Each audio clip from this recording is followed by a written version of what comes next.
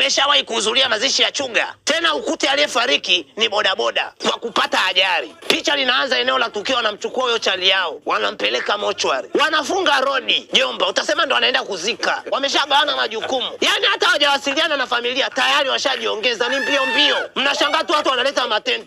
Oya vuta kule, oya leta hiyo viti hapo, panga hapa.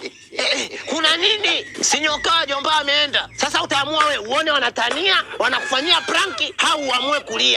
Ukiangalia kama hana machule, ukikaa kidogo unaona mbona wako serious. Unakuta familia imekaa kinyonge, siki kuna mjomba nani wa muhimu wanasubiliwa. Wanakuja tu wanawauliza, "Ni gani kwani yenyewe? Mbona amekaa kinyonge?" Kuna swala la chakula, tuachie. Sijui kuna swala la kitu fulani, tuachie. Sijui kuna swala la jeneza, tuachie. Kila kitu wanakuambia tuachie. Jomba wakisema tuachie, wanamaanisha jeneza tayari, usafiri, sijui chakula, mambo yote tayari. Na sasa mnaanza, sijui tunamsubiria mjomba, sijui nani. Chaletu anapigwa na winter kule kiwaki jomba. Mocho alisopa kukaa. Mnaulizwa tu swali moja, mnazika mziki?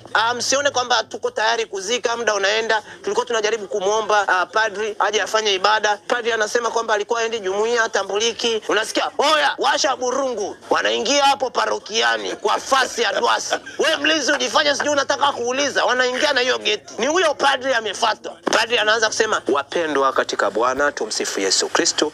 Ndugu yenu fulani bin fulani halikuwa sio mhudhuriaji." Hatutaki kujua, tuambie masuala ya kuhudhuria sijui na nini gani. Wewe kwenye maandiko ni wapi imeandikwa kwamba hutaki kuzika mtu ambaye haendi jumuiya? Wewe tuambie unafanya ibada ufanyi?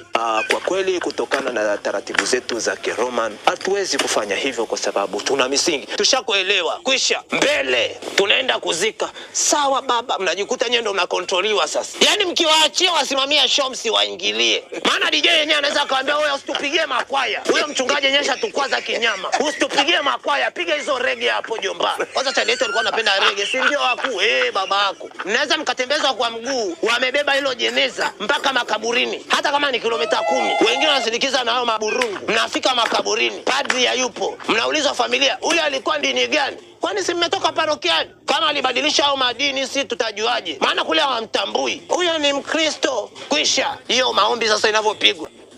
Baba la baba hapo Jula. Ni huyu chali yetu anakuja hapo mbele zako. Naomba umpokee.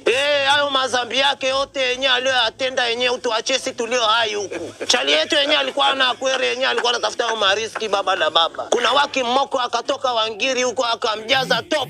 Chali yetu akakata moto, hiyo ni mbaya. Tunakushukuru wewe kwa sababu ulituepusha na amri ya 5 kwa kutupa upofu wa ghafla kutomuona yule jomba ni wapi alikimbilia. Maana kama tungemuona baba la baba, unatujua wana wako, tungemnywa bila maji. Yaani angetaga yule jomba. Lakini baba la baba yote usamee wana wako baba la baba. Tunaomba kwa machude makali kumpoteza chali yetu. Umpokee baba la baba. Unasikia enjo? Familia imetikia amina. Unasikia? Huku Chuga tumtambui Amina. Mama yake Amina kwanza ametukwaza kinyama. Mama Amina.